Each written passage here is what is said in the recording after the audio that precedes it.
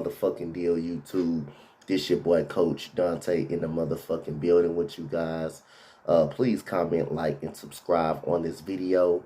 Shout out to everybody. They always come in the chat. Shout out to everybody that support the channel, comment on the videos. Big shout out to you guys. Shout out to the Eagle Nation, Houston Texans Nation, Rockets Nation, even though the Houston Texans and the Rockets both are garbage, but those are still my teams for life, man. And I would never just stop loving them. I'm always watch them, but hey, it's just sad to even watch them at this point right now. But I'm gonna keep watching these guys grow as a team. Shout out to the Texas Longhorn Nation as well. Shout out to everybody in the Spotlight Sports Network and the All Sports All Plays Network as well, man. Shout out to everybody that's going to be a part of the Fade Away podcast.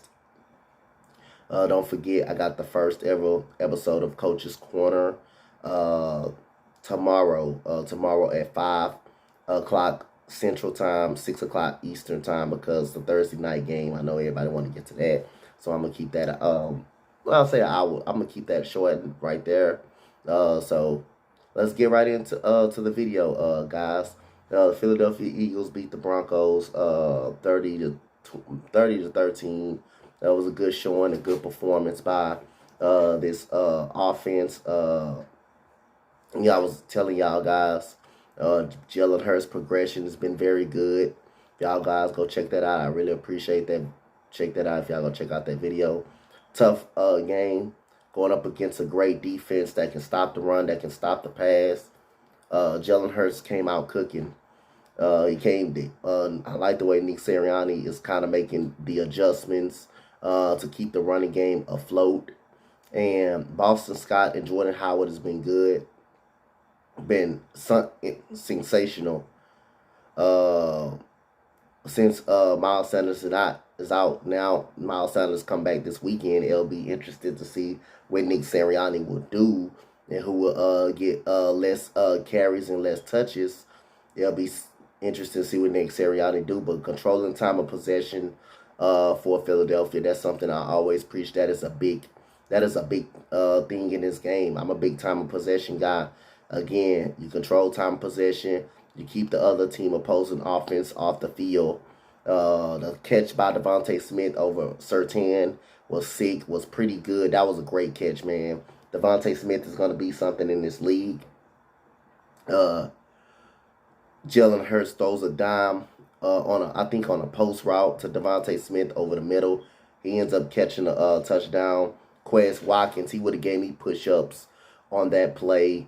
That was a perfect ball that Jalen Hurts threw. Quez Watkins got to come down with that. That should have been 3 touchdowns in the first half that Jalen Hurts had.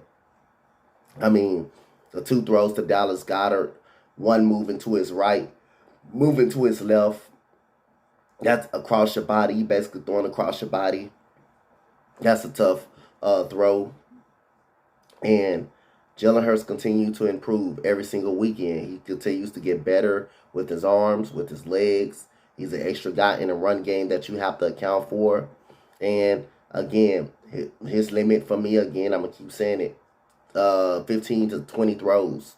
Nothing more over 20. If you throw 25 throws, hey, you're basically trying to get in a shootout with someone, with a team, which is we don't win them too often because our defense is not good enough to even win any type of shootouts. 15 to 20 throws. Now you're starting to see Jalen Hurts hit those wide open people. You start to see Jalen Hurts throw balls in the tight windows and fit them there because you're not burning this arm out and you're not throwing too much anymore. Now that Nick Sirianni see that this running game is working all of a sudden. And then you got to account for Jalen Hurts in the run game as well. Thought the offensive line competed pretty well. Now this defense, even though this defense gave up 13 points, I mean, they gave up a lot of yards. I mean, this defense still got improvements to make on this defensive side of the ball. I mean, I'm going to read these stats to you. Eagles, like I say again, when they control time possession, they win football games. 35 minutes to 25 minutes to the Broncos. 22 first downs, 17 first downs for the Broncos. That's pretty close. So 386 yards total yards for the Eagles, 308 total yards for the Broncos. That's a lot of yards. Broncos still was able to move the ball up the field. They still was probably able to establish the run game a little bit, even though they had to go away from it a little bit because they were down so much.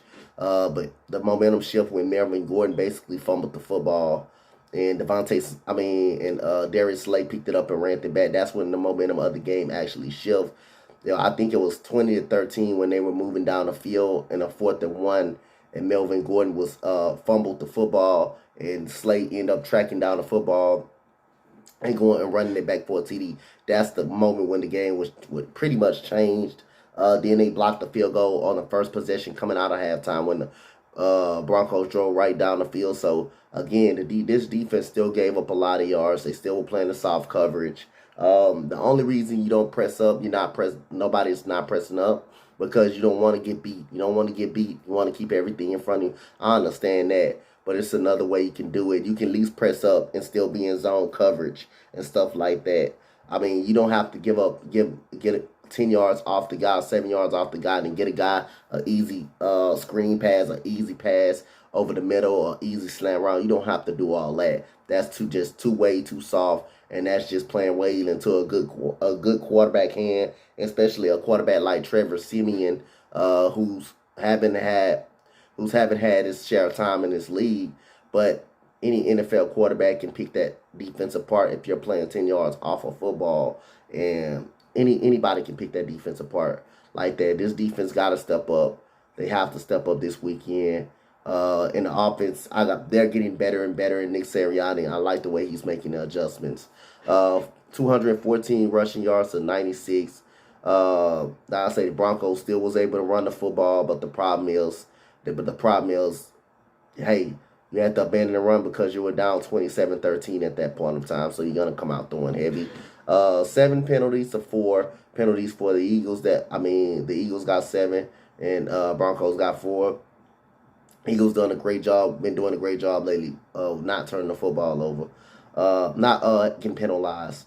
19 return yards to 27 return yards for the Broncos. 64 plays for the Eagles. The Eagles ran 9 more plays than the Broncos. 64 to 55 plays. 6 yards per play. 5.6 yards per play for the Broncos. That's still a pretty good amount. 1 turnover apiece. The turnover come from Jalen Hurts.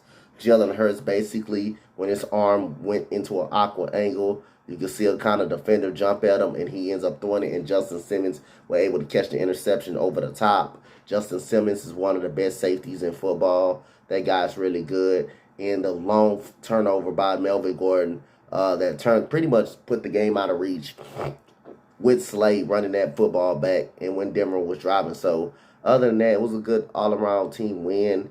I thought the defense did okay. They didn't do great. They still gave up a lot of yards overall. But this offense is getting better and better. And if this offense continues to do what they're done, and Nick Sirianni continue to be consistent with his play caller and balance between running the football and throwing it, and taking a lot of pressure off Jalen Hurts' arm, you're going to see a lot of success for this offense. This defense, I cannot say too much about it. Jonathan Gannon have to pick this shit up because, like I say, this offense is still finding it. They're getting into a groove.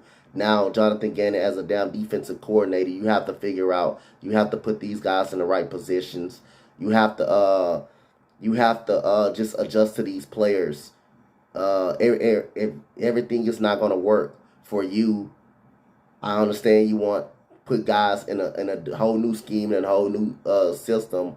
I understand that when you first come in, but sometimes you have to be able to adjust to the players what they like to do more. Instead of putting your own scheme in and it's not working. How about ask the players what they love to do? How about adjust to the players if you're seeing your scheme is not working? So again, we'll see what's going to happen Sunday. You got a tough team against the New Orleans Saints.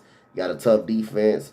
And if this defense dominates, if this defense pretty much, hold their own against this offense, I mean, you get a Saints an opportunity to put points on the board and enough for this defense to bother Jalen Hurts. But other than that, man, good team win 30-13.